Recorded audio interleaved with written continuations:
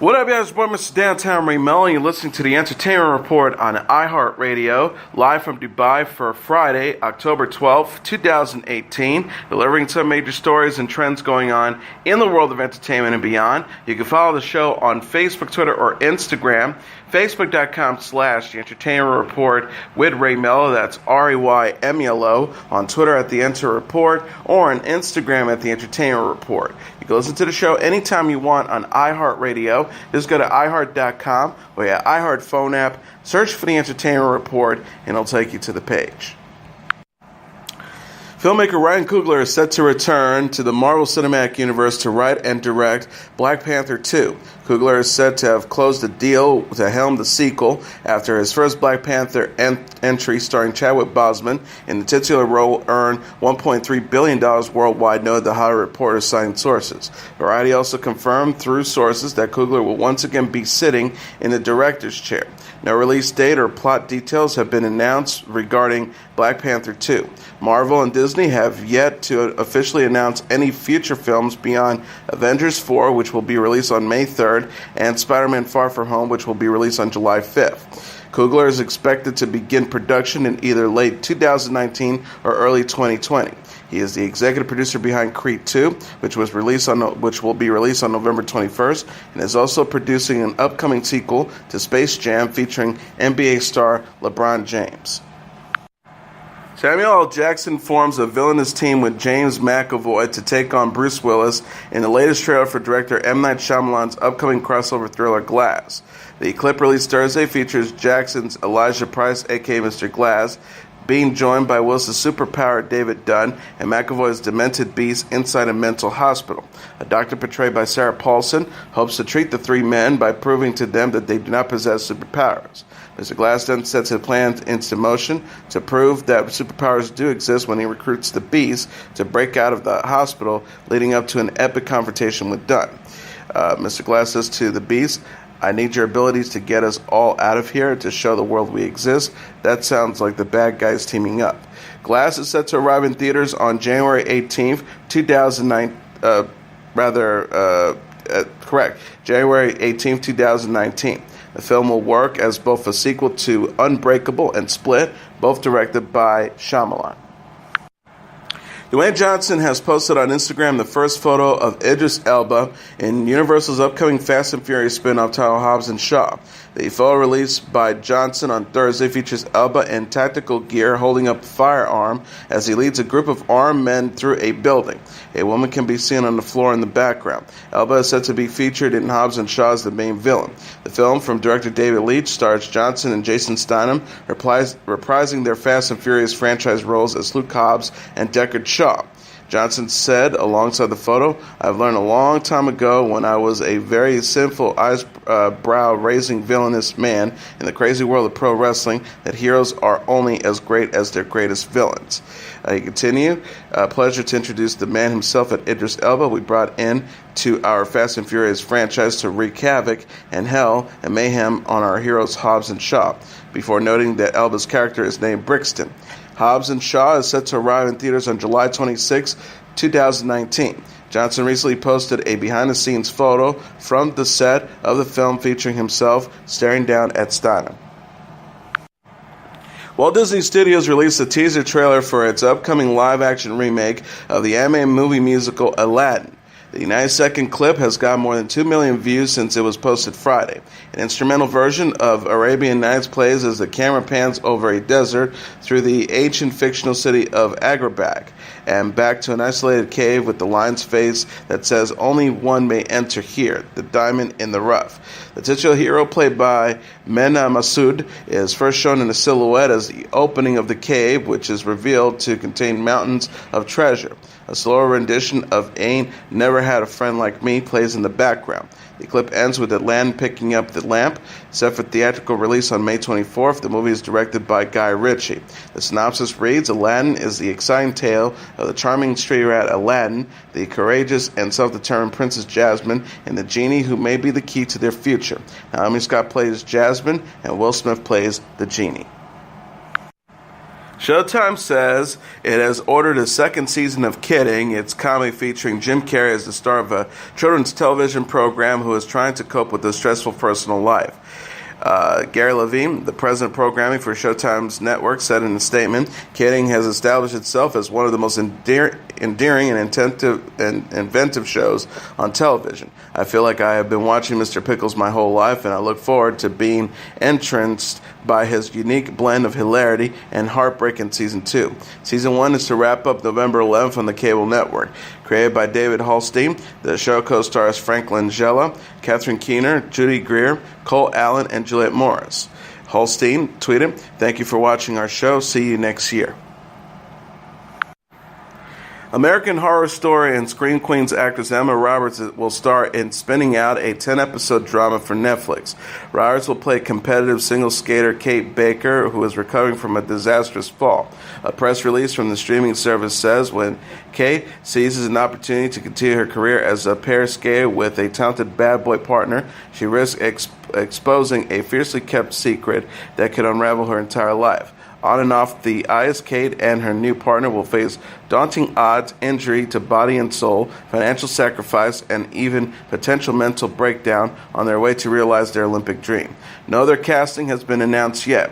Former competitive skater Samantha Stratton, whose writing credits include Mr. Mercedes, and Laura Olson, who wrote 90210, are the showrunners for Spinning Out. How I Met Your Mother alum Josh Radnor is set to guest star on ABC's Grey's Anatomy, starring with Thursday's episode. Radnor, best known for portraying main character Ted on How I Met Your Mother, will be seen on the episode going on a blind date with Ellen Pompeii's Meredith Grey, reported People magazine. It is unknown how many episodes Radnor will appear in and if he will be a setup as a love interest for Grey. Radnor was last seen on NBC's musical theater drama Rise before it was canceled after one season. Season 15 of Grey's Anatomy will further explore Grey's love life and how she enters into the dating scene. Showrunner Krista Vernoff said, while speaking to The Hollywood Reporter, Meredith didn't really date originally, about Grey's previous love interest on the show, which has included Derek Shepherd, played by Patrick Dempsey. She says now she's really single. She's past the intense initial grief. She's agreeing with Cece, played by Caroline Clay, the matchmaker, that there's no cap on happiness, that she can be happy with her career and her kids, but having someone to share it all with might be really nice. And that means putting herself out there in a whole new way, actually seeking love. That's brand new. Thursday's episode of Grey's Anatomy was a 2-hour crossover event with Station 19. Karlie Kloss and Christian Siriano have joined Bravo's Season 17 of Project Runway as host and mentor. Kloss and Siriano will replace former stars Heidi Klum and Tim Gunn, who exited Project Runway in September to appear on a new fashion reality series for Amazon. The duo will be joined by fashion designers Brandon Maxwell and former Teen Vogue editor-in-chief Elaine Weltroff as judges in place of Zach Posen. Nina Garcia is set to return as a judge. The new cast was announced by Kloss on Twitter Wednesday alongside of promotional photos for Season 17. She says, "Get ready for the boldest collection yet." Project Runway Season 17 is set to premiere in 2019. Klum and Gunn have previously starred on all 16 seasons of Project Runway, which returned to Bravo in May. The series had moved to Lifetime in 2008 after airing for 5 seasons on Bravo. Kloss said in a statement, "As someone who grew up watching Project Runway, I could not be more excited to host and produce a series that provides a platform to aspiring American designers as they pursue their creative and entrepreneurial dreams." She also continued, "I'm equally as thrilled to work alongside an incredibly talented group of fashion innovators, Brandon Maxwell, Elaine Weltroff, Nina Garcia, and Christian Siriano, to inspire, support, and help guide these designers as they realize their visions and build everlasting brands and businesses." Soriano says, "Project Runway has offered such wonderful opportunities for so many, and I'm excited to take on this role as a mentor, help to guide and inspire the new talent on the rise." The Real Housewives of New York stars spoke out Wednesday following news Joe Giudice will be deported. Caroline Manzo and other stars for the Bravo series voiced support for Giudice and his wife Teresa after Giudice was ordered to return to his native Italy. Manzo, who starred in seasons 1 through 5, told E! News, referencing Giudice's prison sentence for fraud, Joe has made mistakes, taken responsibility for his actions, and has served his time. She added, he has 4 beautiful girls that need their father in their lives, and my heart hurts for them. He's not a violent person or a threat to society.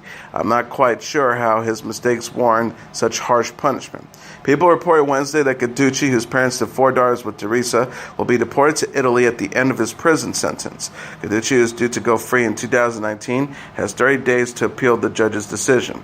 Amber Marchesi told Us Weekly, honestly, I unequivocally feel terrible for the girls. However, I'm a bit conflicted. The law is the law. We cannot break it. Sigley Fickler, who starred in seasons 7 and 8, added, I never thought in a million years that this was going to happen. I'm so soggy right now, crying for those precious girls and that entire family. It's just not right to take a father away from his family. Giudice and Teresa were sentenced to 41 and 15 months in prison, respectively, after pleading guilty to fraud in 2014. Giudice entered prison in March 2016 after Teresa completed her sentence early in December 2015. Hulu has given a straight-to-series order to a new scripted drama that will explore the formation and career of the legendary hip-hop group, the Wu-Tang Clan. The series, announced on Thursday and titled Wu-Tang: An American Saga, is being co-created by Wu-Tang leader RZA alongside Alex Cease. Wu-Tang's member Method Man is executive producing alongside Z, Brian Grazer, and Francie Kafla. An American Saga was inspired by RZA's books, The Wu-Tang Manual and Tao of Wu. The series will be set in the early 90s in New York and follow RZA as he strives to unite a dozen men who are torn between music and crime. Wu-Tang's Ghostface Killer, Inspector Deck, Master Killer, GZA, and the estate of the late Old Dirty Bastard are serving as the consulting producers. RZA said in a statement, I'm delighted to be partnering with Hulu and Imagine to explore the vast story of the Wu universe. The Wu-Tang, through our music, has always strove to inspire as we entertain. He continued, this opportunity to continue the Wu saga in a 10-episode series will exponentially increase our inspirational style of entertainment. In the immortal words of ODB, Wu-Tang is for the children. The Wu-Tang Clan, one of the most influential groups in hip-hop, have sold 40 million albums worldwide. Cara Delevingne turned heads Friday in a suit and top hat at the royal wedding.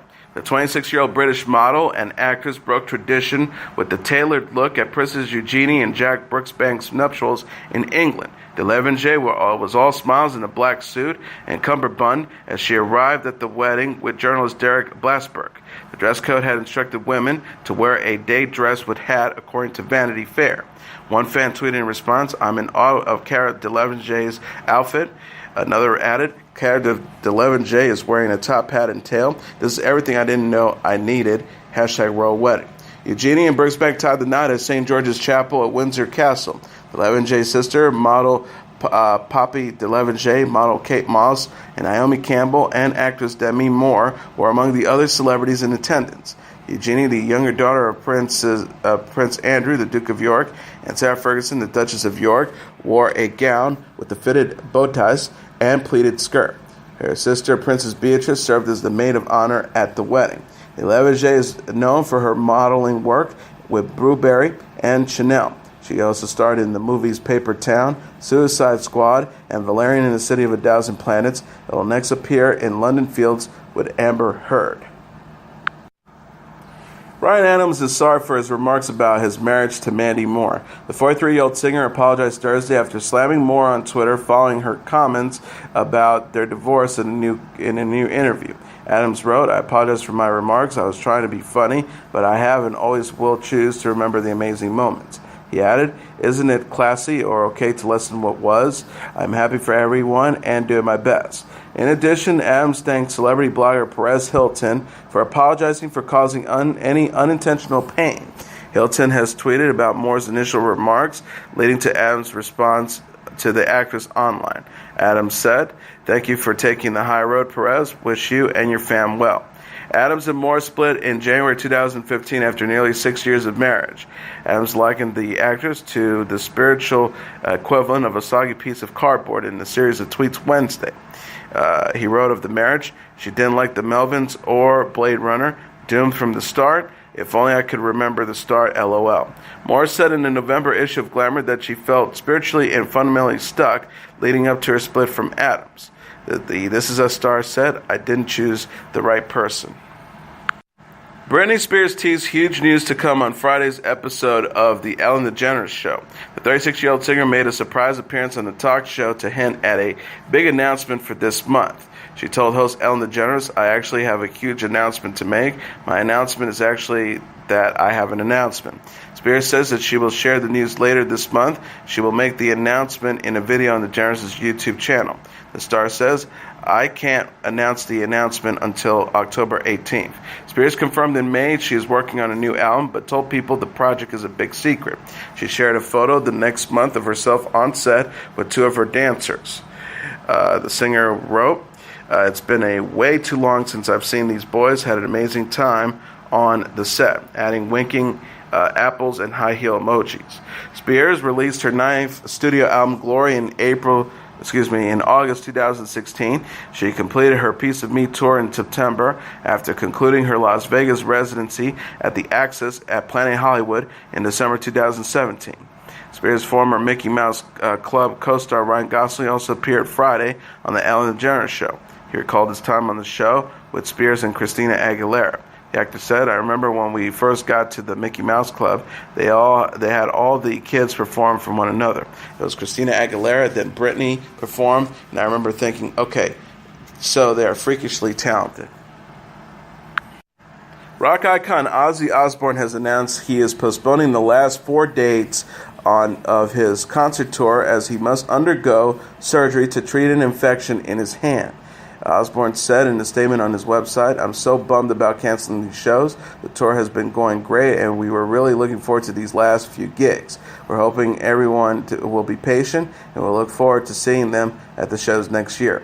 The 4 No More Tours tour shows that will be rescheduled in 2019 are the Shoreline Amphitheater in Mountain View, California, the Mattress Firm Amphitheater in Chula Vista, the Hollywood Bowl in Los Angeles, and the MGM Grand Garden Arena in Las Vegas. Tickets for the 4 shows will be honored for the rescheduled dates. Refunds are also available at point of purchase. Osbourne said last November when the tour was announced, people keep asking me when I'm retiring. This will be my final world tour, but I can't say I won't do some shows here and there.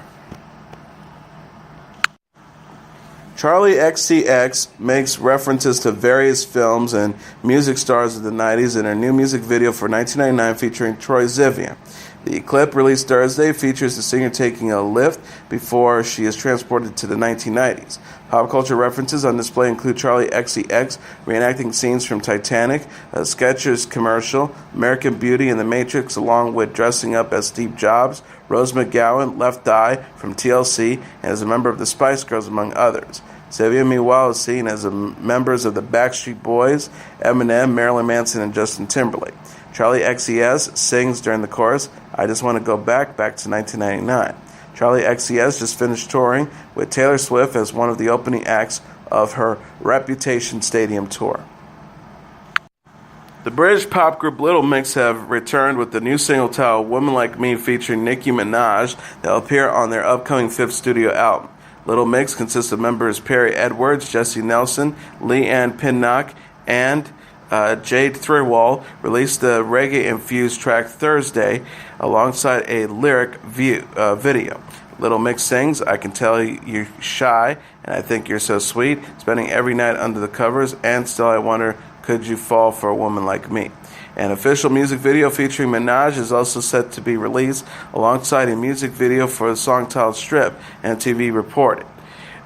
Little Mix said on Twitter Friday, so far the response to hashtag Woman Like Me has been out of this world. Honestly, we cannot tell you guys enough the gratitude we have for everything, we have for everything you have done for us. Best fans ever. Little Mix's collaboration with Minaj comes after the group covered the rapper's song Super Bass while appearing on the UK version of The X Factor. Celebrity couple Nicole Kidman and Keith Urban teamed up for a special duet. The 51-year-old Australian actress and 50-year-old singer delivered a sweet rendition of Urban's song Female Thursday in honor of the International Day of the Girl.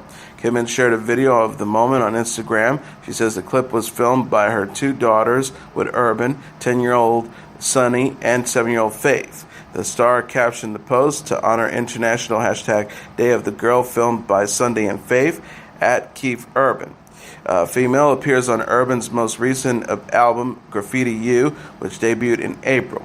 He discussed the song's significance in an interview with The Boot in June.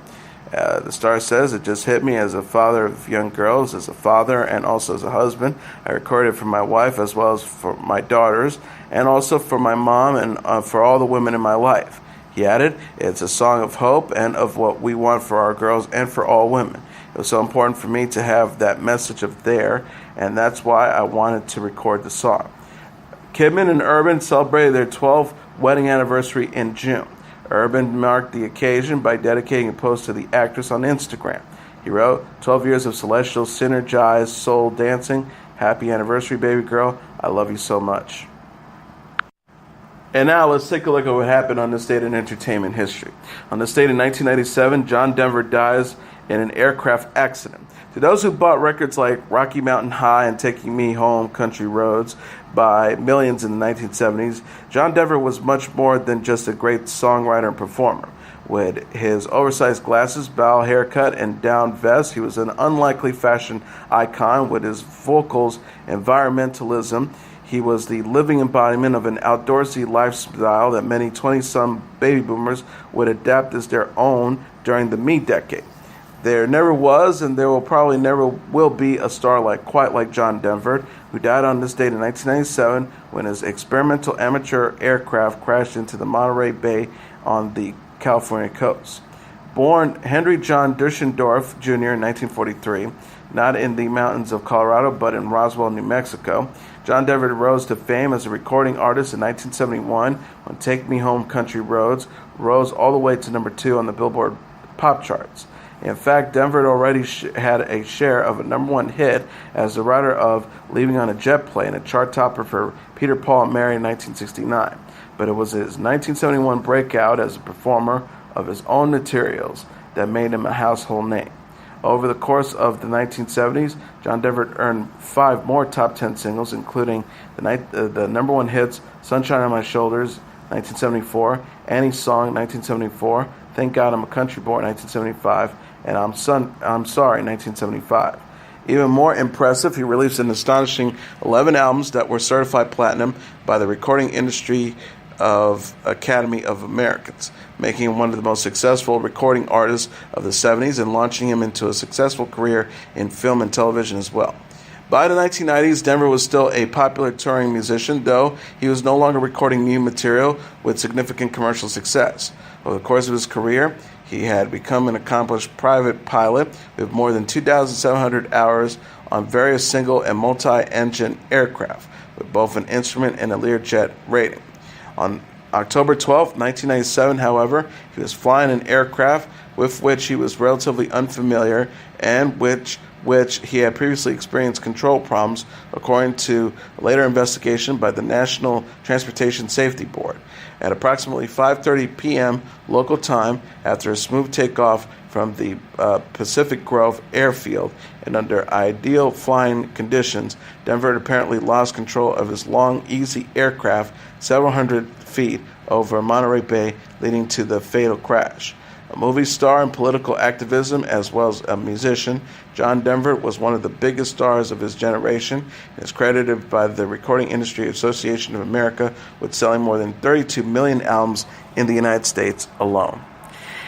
And that is your entertainment report for Friday, October 12, 2018. I'm your host, Mr. Downtown Ray Melo. I'll be back on Monday to deliver some major stories and trends going on in the world of entertainment and beyond. You can follow the show on Facebook, Twitter, or Instagram. Facebook.com/The Entertainment Report with Ray Melo. That's RAYMELO. On Twitter at The Enter Report, or on Instagram at The Entertainment Report. You can listen to this episode or any previous episodes of The Entertainment Report anytime you want on iHeartRadio. Just go to iHeart.com or your iHeart phone app, search for The Entertainment Report, and it'll take you to the page. Everyone have a great weekend. Good night, and God bless you all.